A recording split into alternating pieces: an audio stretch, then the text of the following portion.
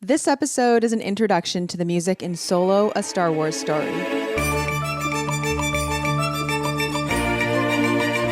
Hello there, and welcome to Star Wars Music Minute, where we celebrate the music and sound of Star Wars 5 cinematic minutes at a time. I'm Chrysanthi Tan, you can call me Xanthi, and today we begin our deep listening journey through Solo, a Star Wars story. This film was released on May 25th, 2018. It's directed by Ron Howard from a screenplay by Lawrence Kasdan and John Kasdan. The music is by John Powell and John Williams. And the orchestra was recorded at Abbey Road Studios in London. And additional singers were recorded in Sofia, Bulgaria. Now, let's talk soundtracks. There's a standard Solo, a Star Wars story soundtrack, which is 20 tracks that came out the same day as the film, which is pretty standard in terms of soundtrack releases. And then a couple years later, about 2.5 years later, a Deluxe Edition was released. The Deluxe Edition has 40 additional minutes of music and includes in unedited cues, so cues that run for a little bit longer or without cuts, and additional demos that John Williams composed for the film. There's also notable additions like the Empire recruitment, and you'll also notice that the Deluxe Edition has numbers after the names, like 1M1 or 1M2-3, and those numbers refer to cue numbers. So a cue, in terms of film scoring, is like a discrete piece of music that is recorded and that is a unit of music to be edited into the film. So if you look to the track that's called, for example, Bunk / Proxima, and then parentheses 1M2-3, the 1 refers to reel, like reel 1. It can also refer to like season or scene. And then the 2-3 at the end refers to the cue number. So it's the order on that reel. The M in the middle is just a separator, and M just stands for music. So that's how to read the numbers if you are following that soundtrack.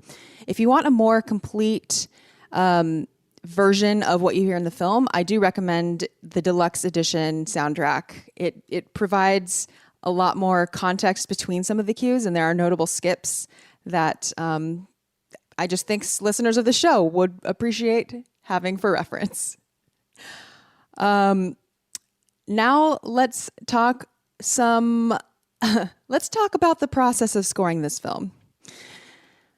Okay, so you'll notice that it is credited to both John Williams and John Powell. John Powell, luckily, has done tons of interviews, and so he's on the record explaining a bit about the process and how he got the gig and what it was like for him. And since this is the first episode of Solo season, I thought it would be a good idea to go over a little bit of that. So, John Powell got the gig. He got the call from his agent, basically asking if he wanted to score a Star Wars movie. And his agent said up front, John Williams might write a tune for it too. Would you be okay with that? Now, you might be thinking, why on earth would he not be okay with that? But actually, if you're a film composer, a lot of film composers would not be okay with that or would not really want that because it would kind of take away from, I don't know, their sole legacy, perhaps. I mean, I can think of a lot of reasons composers might not want to do that kind of relationship with a composer who is, filling such big shoes.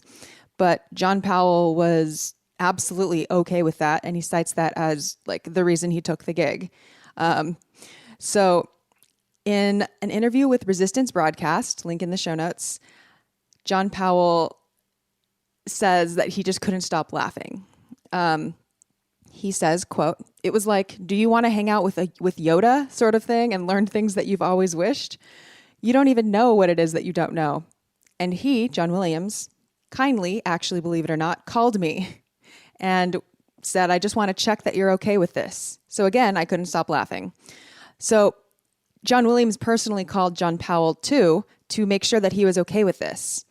And I share that because I just want it to be very clear from the outset that this film was scored in an atmosphere of mutual respect between these two composers, and it was really a collaboration.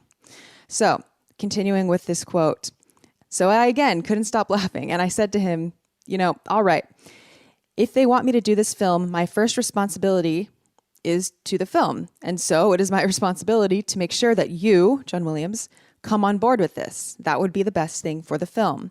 And I truly believe that it was like, if we were going to do this right, if we can utilize John, that's going to be my first position is, yes, absolutely, we have to do this. And anything I can do to help make sure that it happens, I was going to do it. And it turned out very well in the end. So I like to hear that. Who did what? Now, this is an interesting question. And I think it will be a question that we'll be trying to answer all season. And I expect that different guests, particularly the musicologists that we'll have on this season, might have some ideas or some hypotheses as to maybe who led the way on certain cues and how certain cues came about. I'm frankly very excited to talk to a bunch of people about this and kind of figure out what went on behind the scenes and what came from whom. But officially, there was a clear separation in duties. John Williams was signed on to the project to write the Han Solo motif, to write the Han Solo theme. And then John Powell did the rest of the score. Now, what we ended up getting was 2 versions of Han Solo's theme. He was originally supposed to only write one theme, but when he played the 2 versions for John Powell asked if he could keep them both. From also the Resistance broadcast interview with John Powell shares that he was invited to John Williams's place where he, famously has his piano and manuscript paper. That's how he does his sketches. And he played the 2 things for Powell. And I'm reading a quote now. And the second one, he wasn't sure about. And I said to him, I know that you're only supposed to do one thing, but can we have that one as well? Because that one, the second one that I'll play in a second, the other one was this clearly heroic theme, and that was fine. But then this other one, which had more of a movement in it, it had kind of a searching feeling to it. And I liked it very much because I think that's what this film was about. It was about the reality, the naivety of a character that it's hard to do. So I should probably play those. So the heroic theme is, both of these themes are all throughout the film, but it's, I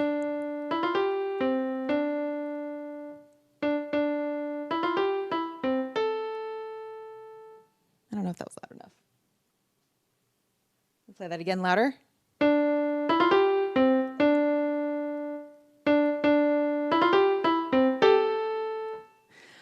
I'm playing on a tiny little rinky-dink piano, so I'm not really playing chords with that, but I'll play it from the actual soundtrack in a minute. The second theme, which the one that John Powell wanted to keep as well, was this one. You might recognize it, you might not.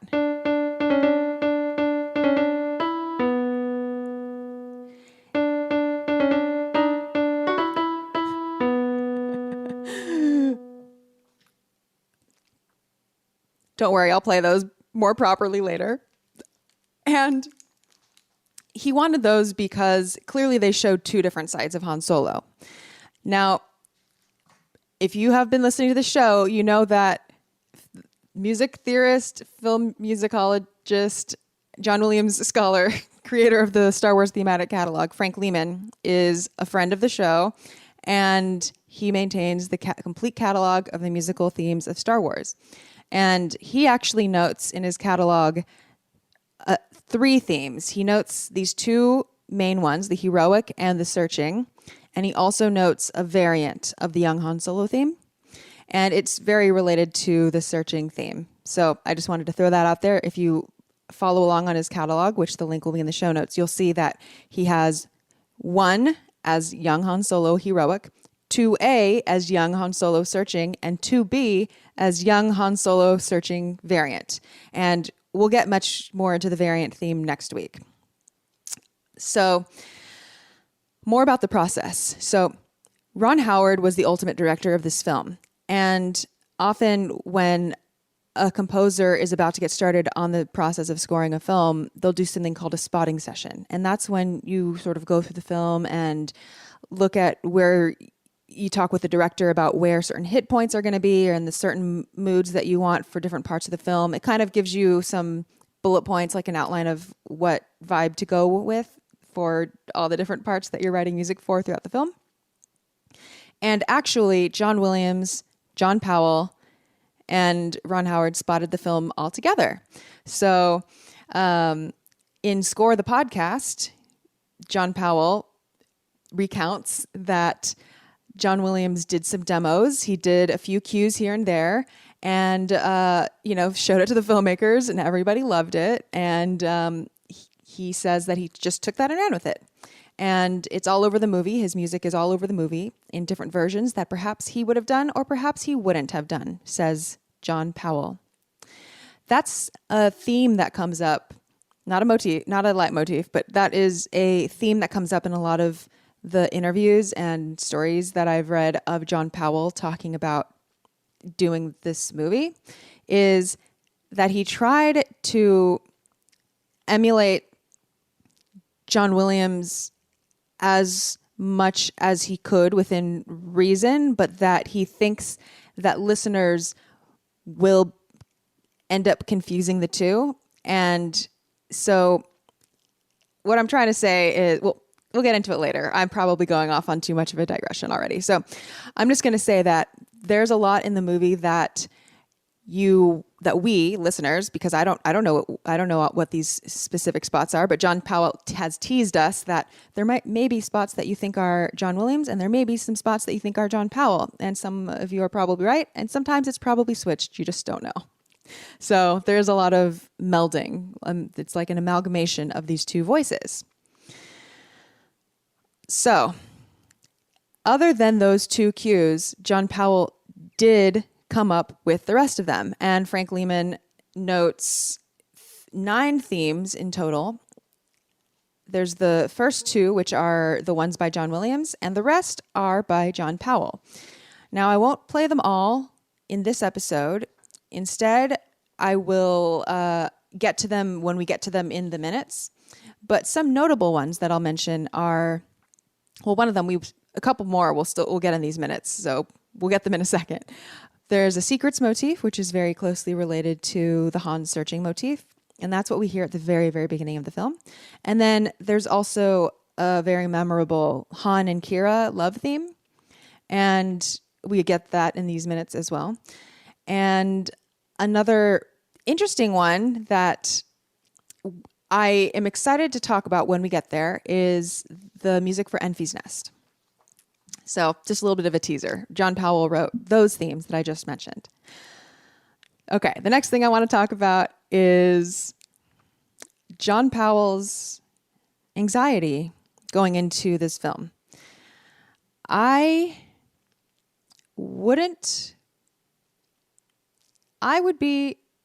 This feels like a very intimidating project to take on. As a composer myself, this sounds extremely difficult to do. To do a Star Wars film, and not be John Williams seems very intimidating. And John Powell, who has an incredible career already, I mean, John Powell is definitely like an A-list composer. He's no random newbie. John Powell even had anxiety going into this film. And he has spoken very frankly about it on the record, which I have really appreciated hearing him talk about what exactly his reservations were and how he was feeling blocked up and what helped him move past that. So I'll share a little bit of that. One thing that he says is, first of all, obviously intimidating to fill John Williams' shoes. And he says that one interesting thing that was a perk that came with getting the job is that he had access to all of John Williams' original sketches for the original film scores. And as he says in an interview, it is extraordinary. It's just all there. It's all there in these sketches. And you have to remember that he's not, and then, I don't know, he's a film composer. He's not a film composer. He's just an incredible composer on the level which, have names that will continue into the future. I mean, just the music he writes is not of normal film standard. He is writing composition on another level, which is, fundamentally beyond what normally happens in film. So that became absolutely hellish for me to see the original sketches and just try not to be sort of dominated by this thought that I am not worthy. But I studied them and I looked at them and I tried to sort of learn from them. And then I froze up a lot. And then I wrote some things and then I froze up more. And then we got closer and John came on and he goes on because there is a resolution to the writer's block, obviously, since he wrote the film. But yeah, I bring this up because it led me down this path of looking up interviews and looking up things that composers have said about fellow composers. Because I think like no one knows a composer. You get to know a composer's style really, really well when you're trying to write like them or you're trying to learn lessons from them. It's like on a different level than just stepping away and trying to analyze it from the outside. And that's why like in composing school, like in music school, composers, young composers often have assignments to, write in the style of Bach, write in the style of, someone else, write in the style of someone else. And it's not because, we're trying to train people to write just like Bach and never evolve. It's more like to actually get into whatever space and to actually learn about what tools each composer, I don't know, it's hard, it's kind of hard to describe, but to actually try to write in the style of someone is not very easy. It's not very easy to do that. It's easier to mimic someone else's style, but to actually sort of get inside of them and write as if it were coming naturally from another person is very difficult. And I'm not saying that John Powell like absolutely tried to do that, but I think in studying John Williams's original sketches, like I think it was probably a little bit revelatory, and it would be for me too if I ever got to see his sketches, to see sort of how the work progresses, like where it starts and where it goes. So I went back to the Score the Podcast interview with John Powell. Again, link in the show notes. And that is a podcast of like composers and, people on the inside of this industry, people in the know, talking about other composers. And something that one of the hosts said that I think was really interesting and put to words, something that I have felt, and perhaps you listeners have felt too.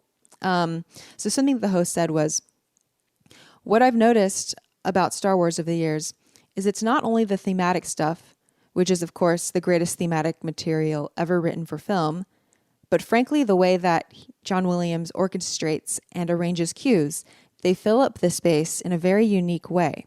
And it would seem that would be as critical a part of scoring a Star Wars film is to either repeat that kind of orchestration and arrangement or very consciously go away from it.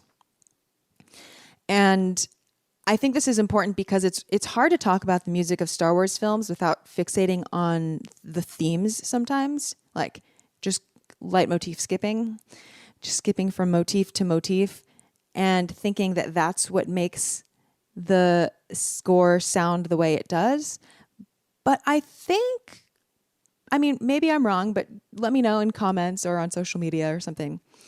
I think perhaps many of us can agree that as we've seen in other Star Wars films, like the Star Wars story films and TV shows, that even when there are strong themes, it's not necessarily just about the themes. Like there is something that has to connect the themes. There is a bed that the themes must rest upon.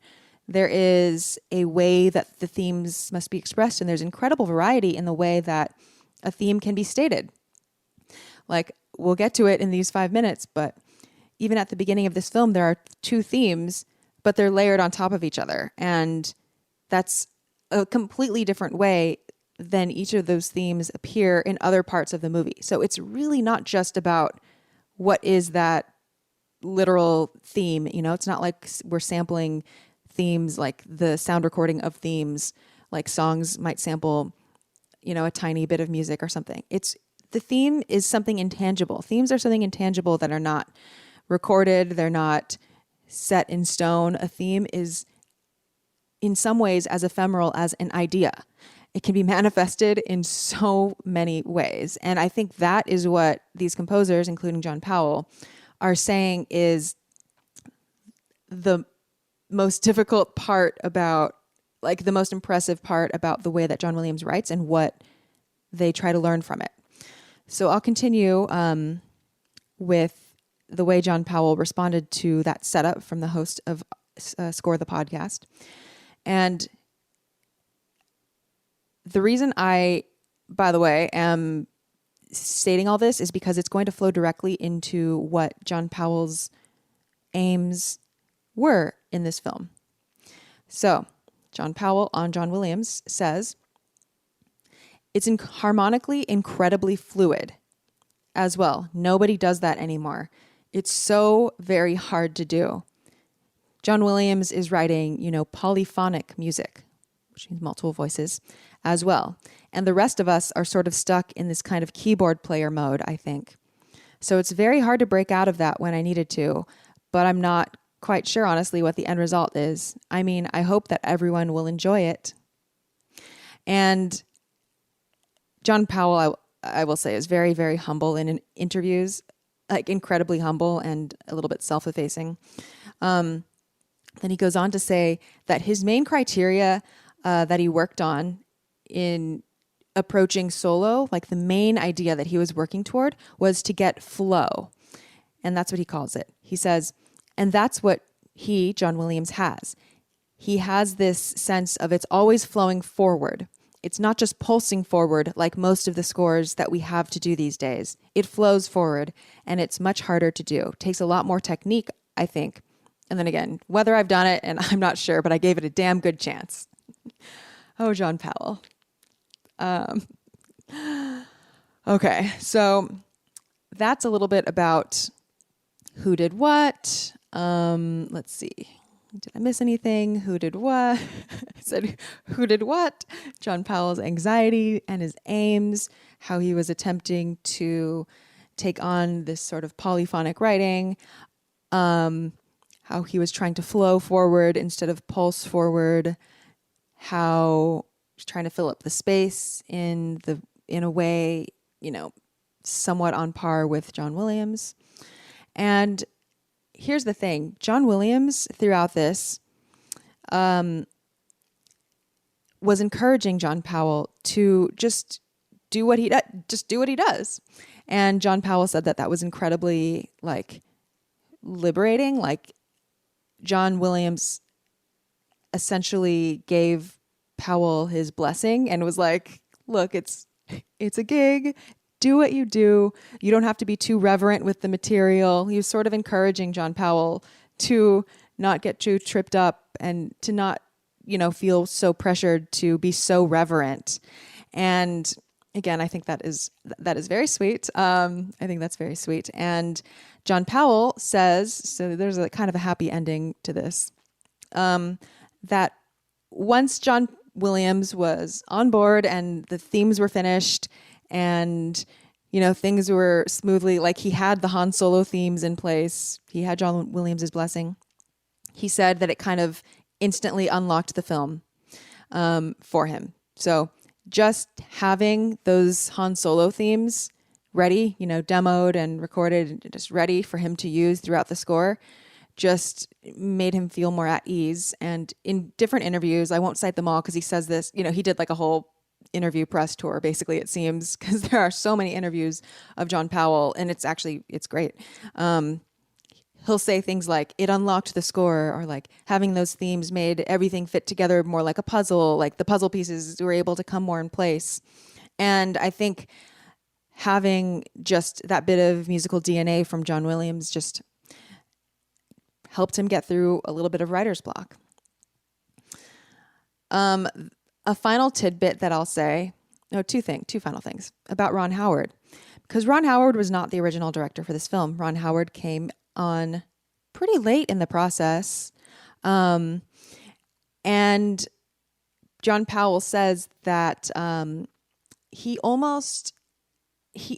gig almost went to Hans Zimmer, because when the director changed over to Ron Howard, who normally works with Hans Zimmer, didn't know there was already a composer on board, and he allegedly called up Hans and was like, "Hey, do you want to do a Star Wars?" And Hans was like, "Yeah, of course." And then John Powell says that Ron Howard realized that there was already a composer on board, and so he had to go back to Hans Zimmer and say about that, "Yeah, sorry, we already have someone." And Hans was like, "Oh yeah, he'll be great. John Powell will be great. No worries." John Powell actually came up in Hans Zimmer's studio. I don't know what to call it. Production facility. He was one of Hans Zimmer's people. I'm not sure if it was called remote control back then, but in any case, they are colleagues or former colleagues or whatever. Hans was an early mentor for John Powell. So no love lost there, but it is kind of funny that the gig almost went to Hans on accident. And the final thing I'll say about Ron Howard is that John Powell says that Ron Howard was a dream director for a composer. He is enthusiastic, he is clear, but he's also very open and expressive about what each scene is about. Overall, he allowed me to experiment, and slowly we worked out what our style was and how the themes needed to behave. Okay, so you may have noticed if you listen to this show that I don't always start every season with so much background information on the composer and on the relationship between all the parties involved. And admittedly, I'm going into this sort of wanting to share with listeners and to learn myself through doing the research, is to sort of squash any potential rumors or sort of stories that we might make up before knowing really how things worked. And it's going to be hard. It's going to be hard that there's a different composer other than solely John Williams, and that tends to incite conversations and comparisons and just drama that we don't need on this podcast. So they had a very good working relationship. There was a lot of mutual respect and trust. And that's that. Now I'm going to do a little bit of a check-in with you. Well, actually, I need to share an elephant in the room. When I practiced this script last night with someone, they said that I should say bantha in the room. So here's my little bantha in the room that I'm getting out in episode 1. I don't really love this movie. I don't really enjoy Solo, A Star Wars Story. And because I've watched it the least, it's also the score I'm least familiar with. And I'm one of those people who doesn't listen to soundtracks for fun or for entertainment. I prefer soundtracks in direct contact with the picture, with the film. And so for that reason, I know that sometimes I miss soundtracks that I perhaps would have enjoyed if I enjoyed the film better. And I focus all my attention on the soundtracks of films that I do enjoy.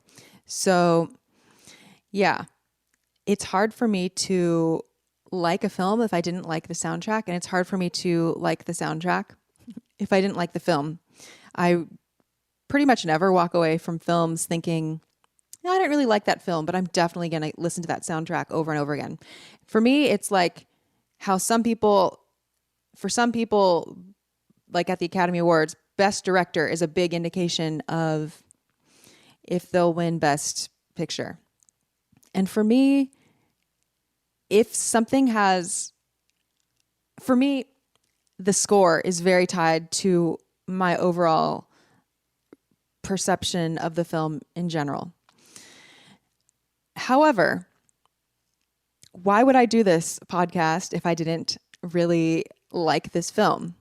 Well, I should say I like all Star Wars films, so we're talking in tiers. You know, this is like tiers of liking. In the context of Star Wars films, this is probably, it's definitely my least watched. It's definitely the one I'm least into. So, why do this then? Well, in short, this is such an interesting arrangement, and this is a potentially pivotal score for the future of Star Wars. This is a score that, out of all of the Star Wars scores that I have had in the back of my head of like really wanting to get into someday and give it the attention that I think it deserves, give it a really good go, a really good look, you know, talk to a lot of people about it, really start to analyze it, because it's the first time we've had this arrangement where John Williams is writing themes and someone else is scoring the bulk of the film. And look, John Williams is not going to be writing any more Star Wars films, and we're going to have to move on from him whether we like it or not.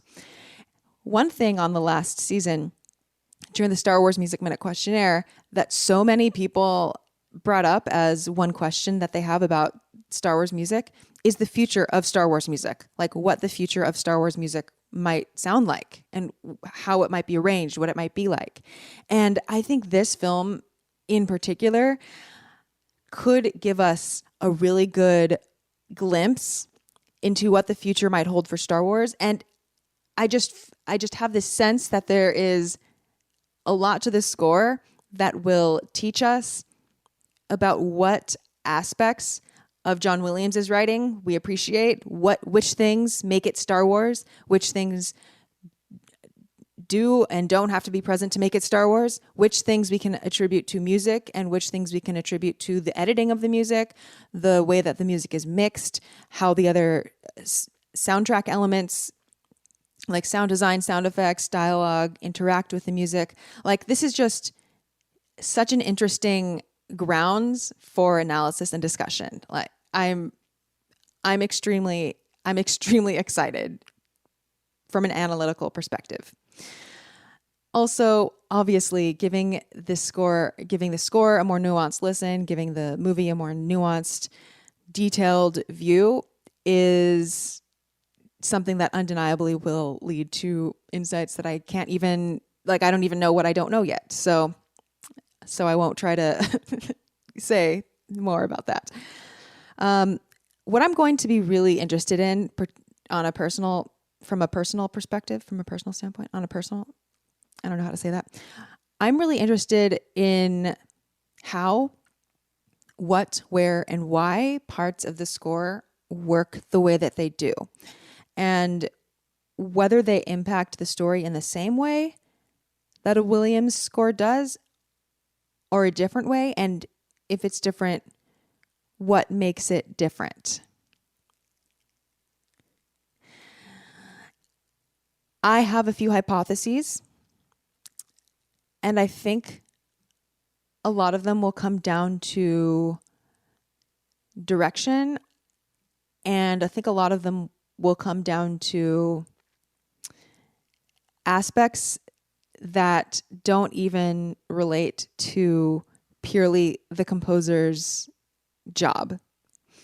I think this score might reveal a lot about the ancillary, the other sound and music related aspects of filmmaking, of making Star Wars films that are important, that tend to get overlooked because they're not as much on the forefront or as notable or, led by such a giant as John Williams. So I guess what I'm saying is this might reveal some of the either cracks or some of the really standout jobs of sound editors, sound mixers, ADR mixer, Foley, orchestrators, arrangers, performers, and things like that. So I'm very excited about that. This season, I'll be talking to a lot of people. There's a lot of guests lined up already, from musicologists, hardcore solo fans, people from both music and non-music backgrounds, as always. And I think each guest will incite interesting conversation and be able to break apart the score in a new way that we haven't thought about yet. Help us contextualize the music, the sound, the whole film in a new way.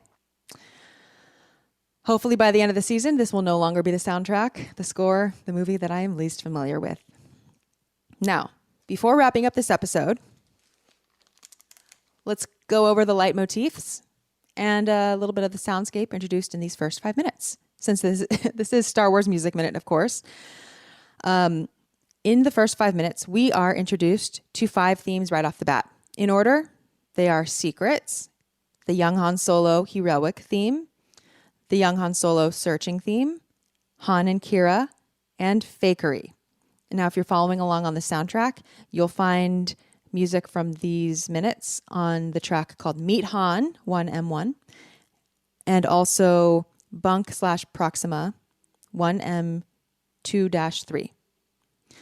I will now do a little bit of a playthrough. So this is so that you can hear these themes in context, and I will point them out.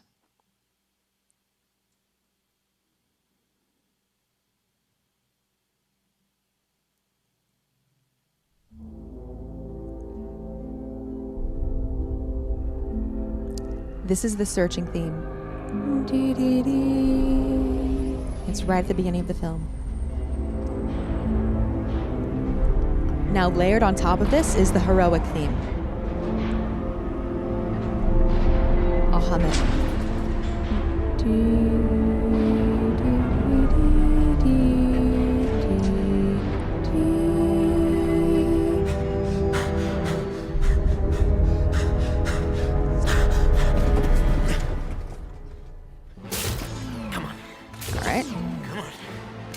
Fade that out.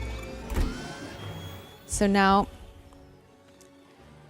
this next part is we follow Han Solo kind of wrapping up a job.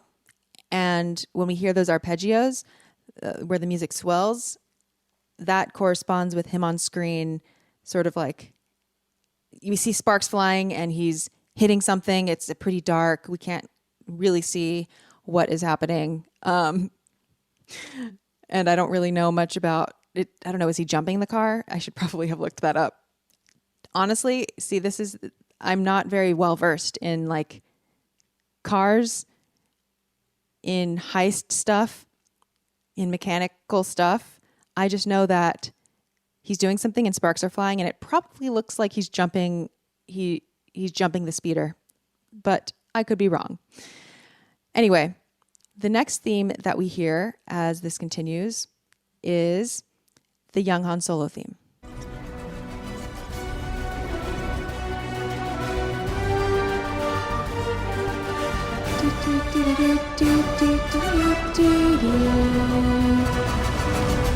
So that's it.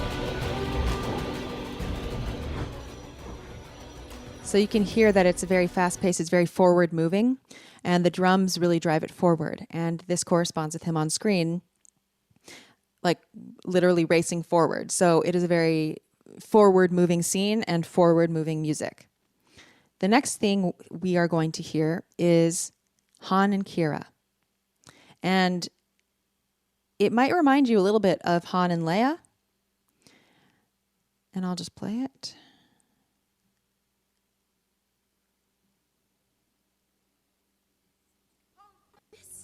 This is worth 600 credits. That's more than you said we'd need. To buy our way out of the control zone. Now you'll hear it coming in. Han, this could work. This is gonna work. Kira, you always said one day we're gonna get out of here. This is it. What are we waiting for?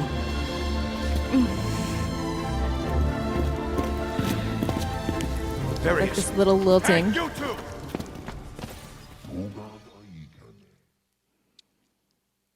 I think it's very nice how it flexibly moves from, like, if you were listening closely, you might have heard the Secrets theme, dee-dee-dee, and then underneath it, the Han and Kira theme starts coming in, and it's, on strings. It's has this lilt to it. It had the little, the eighth notes in the strings, which kind of reminds me of like some pitter patter music. And so that's the Han and Kira theme. It's a love theme. And last but not least, the final thing we hear in this set of minutes is one that has really grown on me, and it's the Fakery theme. We hear it as Lady Proxima is ascending from her pool where she lives, because she lives underwater. Her species, the Grindelids, cannot see the light, or rather they are photosensitive, so the light burns them. And so that's why this whole area in the film is very dark. And she lives underwater with her hatchlings, and she is a giant worm, literally, with lots of arms. So as she ascends from the water... Malik, hi. How are you? I was just on my way to see we Lady hear Proxima. this ominous... Okay. It's coming up.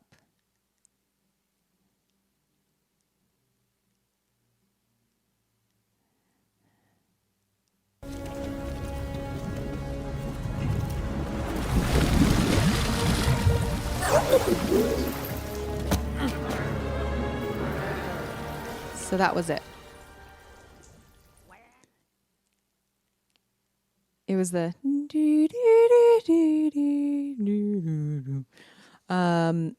and yep, that will come up a little bit more, but now you know the 5 themes that came up in this set of minutes. Again, this corresponds with Meet Han and Bunk / Proxima. And we will continue trucking along next week with minutes 6 through 10 of Solo a Star Wars Story. I'll have a guest next week, and we'll be doing a little bit more of a normal episode and going through the music of the 5 minutes specifically. I hope you enjoyed this episode or gained something from it, or learned something from it. If I got anything wrong and you have a source, definitely don't be afraid to fact check me. I don't mind that at all, especially if you have a source. I don't want to be responsible, or I don't want to spread misinformation. So I will, that's all I want to say. I do not want to spread misinformation about any of the people involved in this. And I just, I'm learning this movie just alongside everyone else. So that's all I will say for this episode. You may have noticed that this episode is dropping while A New Hope season is still not done yet. And I will continue releasing 2 episodes a week, one for the end of A New Hope and then one for the beginning of Solo season. There will be a few weeks of overlap, and then it'll just be Solo season. So we'll be on track. If you listen to Star Wars Minute podcast, they have started their Solo season. And because podcasting about movies in a hyper-specific way is much more fun with friends. And so that's why I am overlapping my seasons, because I want to stay on target with their timeline. So at the time that this comes out, they will have already released episodes 1 through 5, covering minutes 1 through 5 of Solo from a non-musical perspective, from a everything else perspective. And every week, this episode will also correspond with the minutes they have covered that week. I have no idea if that makes sense, but you can also look out for me on their podcast. I'll be a guest on their podcast in a couple weeks covering minute. Well, I probably shouldn't say. I don't know. I don't think I'm supposed to reveal what minutes I have. It has to be top secret. All right. That's all I have for this episode. Thank you so much for listening. You can find me on social media at Star Wars Music Minute or Star Wars Museman, depending on the platform. If you want to support the show, you can buy me a sweet potato. I have a buy me a coffee link in the description. And also my patrons have a, what am I talking about? I have a Discord server for my patrons, and you can also email me at podcast@StarWarsMusicMinute if you have something more detailed that you want to ask. And promised myself I would have a way to end episodes that is not an awkward outro by this season, but 3 seasons in, I still don't have an awkward way to a non-awkward way to end episodes. Oh my gosh, I need to stop talking. Anyway, I hope you enjoy this outro music that is hopefully playing over me. So note to self, edit this with outro music on top of me, and I will shut up now. I will talk to you next week on Star Wars Music Minute.